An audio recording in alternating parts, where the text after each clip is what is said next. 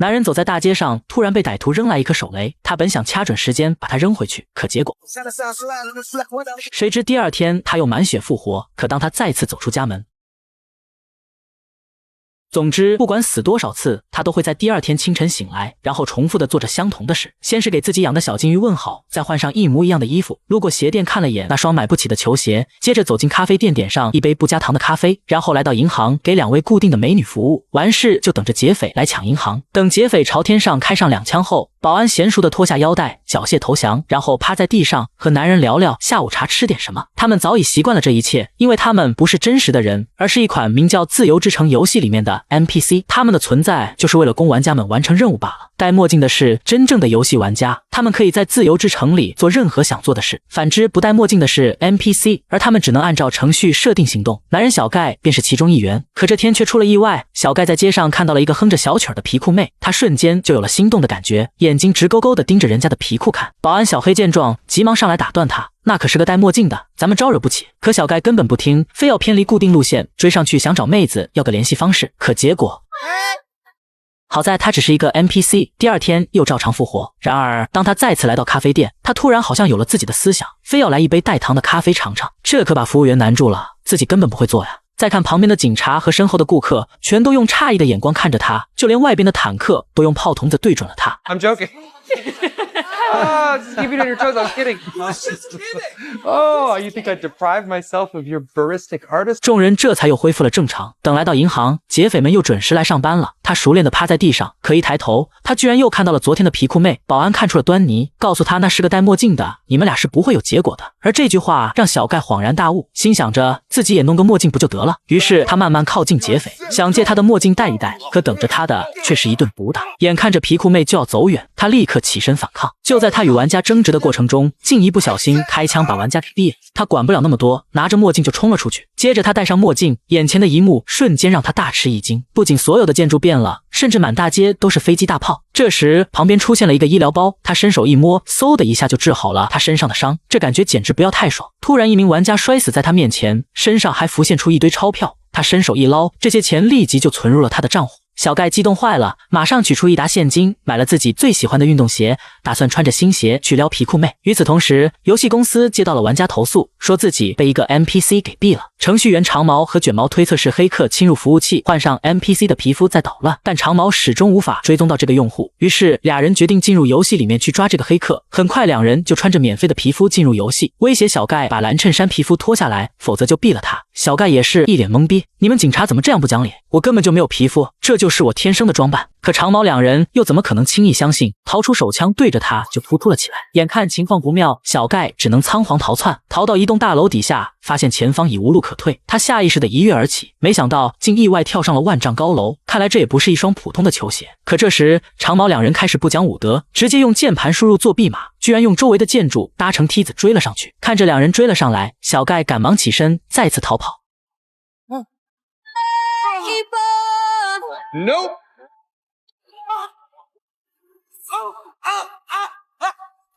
还好在逃跑中吃了新道具，才保住了一条命，还没来得及庆祝1秒钟，结果长毛和卷毛以为成功干掉了小盖，没成想第二天一早，小盖又在家里再次复活了，还找到了正在基地偷窥的皮裤妹。 What are we looking at? Who are you? Oh, okay. So we ran into each other the other day. You were humming that great song. Oh, yeah. I thought you were an NPC.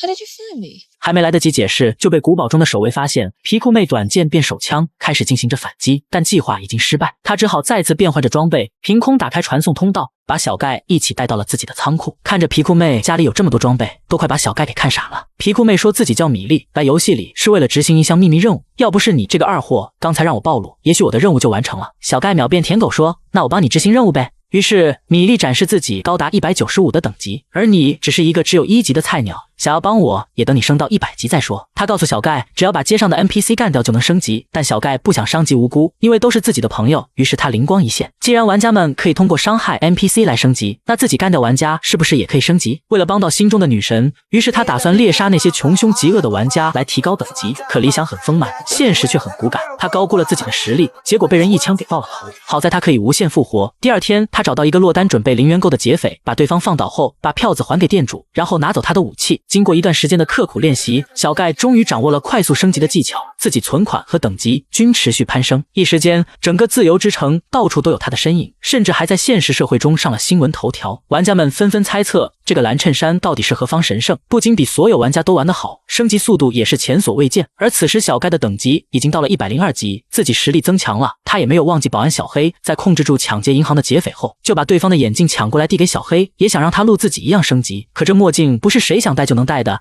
小黑的程序里根本没有这个编程，那小盖为什么就能戴呢？原来这款游戏是米粒和长毛开发的，长毛一直都暗恋米粒，却不敢开口，于是在开发游戏时就把对米粒的爱写进了编程里，而这个编程正好就在小盖身上。后来他们的老板老白想独吞整个游戏，于是盗用他们的游戏基础源代码，重新打包开发成现在的自由之城。米粒一气之下就选择离开公司，然后伪装成普通玩家潜入游戏里寻找老板盗版的证据，而长毛则继续留在公司里充当卧底。所以小盖在看到米粒的第一眼就被他迷住了，而且还觉醒了自我意识。此时米粒已经查到老白偷窃他们游戏的证据就藏在这个基地里，可这里守卫森严，根本就进不去。于是他就联系长毛，让长毛用外挂给他开了一扇门。可当他在数据库刚找到关键的证据，基地就突然响起了警报，随后就凭空出现了一些拿着武器的黑客，对他展开了疯狂扫射。关键时刻小盖及时赶到，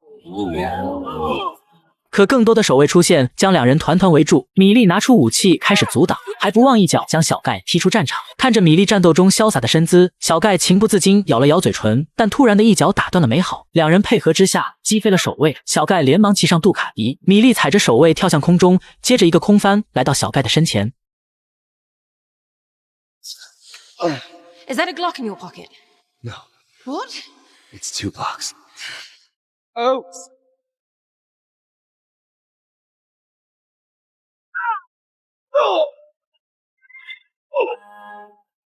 在一番旋转射击过后，两人冲向了窗台的断崖边。Make your own kind of music, sing your own special song. I don't suppose this thing can fly. No. Jump. Wow! 就这样，两人打着飞机离开了这里。他们来到小盖的仓库，看见小盖在这么短时间就获得了这么多装备，米粒立即就对这个有上进心的玩家产生了好感，甚至把找证据的目的也都忘了。两人每天都粘在一起，不但一起去吃冰激凌，还一起玩荡秋千，最后竟然还播在了一起。长毛做梦也没想到，自己竟然在游戏里给自己创造了一个情敌。看到米粒和小盖在游戏里的亲密关系，他的心里很不是滋味，于是就想查查小盖现实中的身份到底是谁。这不查不知道，一查还真的吓一跳。原来小盖就是他当初编写的那个编程，难怪他翻遍了所有玩家的信息，也找不到小盖的 IP。得知真相后的长毛赶紧找到米粒，把小盖是一个电脑代码的事实告诉他。可米粒打死也不愿意相信，我刚和他打完波，你就告诉我他只是个 NPC， 这不是在用刀子扎我的心吗？那可是我的初吻啊！但在铁一般的证据面前，也容不得他不信。还没等米粒从丢失初吻的情绪中走出来，长毛就又告诉了他一个更坏的消息。原来老白想把自由之城升级到 2.0 版本，到时候小盖和所有证据也都会一起被删除，离游戏升级只剩48个小时的时间了。如果还找不到证据，那他们就永远也找不到老白盗窃的证据了。时间紧迫，米粒赶紧来游戏里找到小盖，把他是一个电脑代码的真相告诉了他。整座城市也只是一个封闭的游戏世界，而你们这些 NPC 存在的意义也只是供现实世界的游戏玩家打着玩的。米粒又把自己来这里找证据的目的也告诉了他。小盖听后一脸茫然，他始终不愿意相信自己只是个游戏代码。他一口气跑到海边，想要看看自己到底能不能出去，可游戏的边界始终让他无法通过。此刻他不得不相信自己的确处在一个虚拟世界中。知道真相的小盖冲到了大街上，告诉大家这里的一切全部都是假的。他找到好友小黑，告诉他所有人都只是游戏的代码，但小黑却说那又怎样，起码这一刻是真实的。小盖听后豁然开朗，管他真实不真实，只要活好当下就好。随后他来到基地的数据库，想要帮米粒拿到那份证据，没想到看守数据库的守卫竟是他的铁杆粉丝，对小盖仰慕已久。他一边吃着辣条，一边控制着游戏里的人物，直接就把证据交给了小盖，这可真是得来全不费功夫。拿到证据后，他赶紧来找到米粒，可当两人刚想把资料打开，米粒却突然卡住了。再看游戏里的所有玩家也都卡住不动，接着大街上的所有事物连同小盖一起全都消失不见了。原来是小盖在游戏里疯狂打击恶棍玩家，不仅给游戏增加了许多乐趣，还因此收获了大量的粉丝，导致各地的玩家疯狂痴迷这款游戏，纷纷发文表示抵制升级到 2.0 版本。老白因此大发雷霆，立刻就命令卷毛重启服务器，将小盖恢复成初始状态。此时全国各地的玩家都在等着服务器重启，米莉也是满脸的无语。等到服务器重启完毕，米莉第一时间进入游戏去找小盖，可小盖已经恢复了出厂设置，完全就对他一点印象都没有。这时长毛告诉他，重启服务器并没有删除小盖的编程，只是缺少一个契机让他苏醒。上次他是遇见了你才激活自我意识的，所以现在也只能靠你把他唤醒。米莉一听就知道该放大招了，他直接闯进银行，挟持了小盖，把他带到一个没人的地方，拽着他的领子就拨了上去。那熟悉的感觉瞬间就唤醒了小盖的记忆，他不仅想起了他们俩的事情，还想起了米莉他们研发的最初建模在哪里。接着便带着米莉来到自己房间，原来游戏建模就藏在自己的窗帘上，而老白在抄袭时只隐藏了水平线以上的建模，却忘记将倒影删除。如果能找到的话，那就可以控告老白夺回自由城的所有代码。现实世界中，程序员卷毛也查出了建模的位置，就在游戏世界中大海的最南边，而小盖则在游戏内凭借知名度喊来所有的 NPC， 并且将真相告诉了他们。在小盖的鼓舞下， NPC 决定不再受程序的束缚，于是当玩家们再次上线时，所有 NPC 都不见了踪影，只剩下一个空空如也的城市。这也导致现实世界中的大量玩家纷纷不买账，同时也传到了老白那里。于是他决定除掉里面的始作俑者小盖和米莉。很快米莉的账号就被删除，如今只剩小盖一人前往。好在程序员卷毛为他铺好了过去的桥，可就在此时，一个8块腹肌的猛男出现在小盖面前，而他正是老白制造的杀人王。小盖根本不是对手，被揍得毫无还手之力。Oh shit, that's a death blow. 关键时刻，小盖拾起一旁的墨镜戴上，竟召唤出美国队长的盾牌，硬生生挡住了大块头的致命一击。What the shit? 而盾牌后面则是绿巨人的大拳头，大块头被打飞10米远。而小盖则顺势掏出医疗包补充状态，接着召唤出光剑。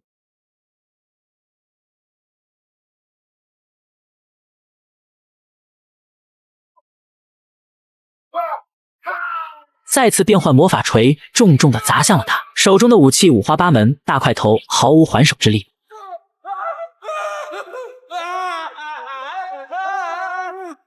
然而，明明可以直接补枪的他，却选择召唤传送门耍帅，结果被大块头径直扑倒在地。但小盖却并没有选择反抗，而是将墨镜戴在了大块头眼睛上。看到如此奇特的世界，大块头也无心恋战，一路朝着金币追了过去。没有阻碍的小盖带着同事小黑一起朝桥的方向跑去，但没想到的是，穷途末路的老白使出了最狠的一招，那就是砸毁游戏服务器。很快，整个游戏世界开始慢慢消散。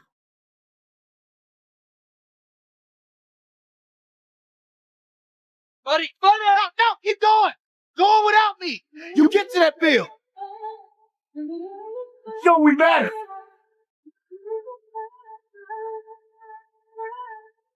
无助的小盖只能一路狂奔，终于在最后一秒跳入了大海。而这里也是整个游戏的建模所在地。这下有了充足的证据，老白直接被警察逮捕，而小盖也来到了一片绿意盎然的完美世界。所有的 NPC 一起欢呼，小盖为大家找到了一片全新的大陆。米莉再次注册账号找到小盖，小盖却告诉他自己是真的爱他，但这也只是恋爱的代码，而真正爱他的另有他人。恍然大悟的米莉连忙冲出游戏，找到长毛，两人看向对方，一切尽在不言之中。而自此之后的游戏世界也一改往日的设定， NPC 不再是玩家们屠戮的对象。小盖再次见到好友小黑，两人激动地抱在一起，甚至和大块头也成为了好朋友。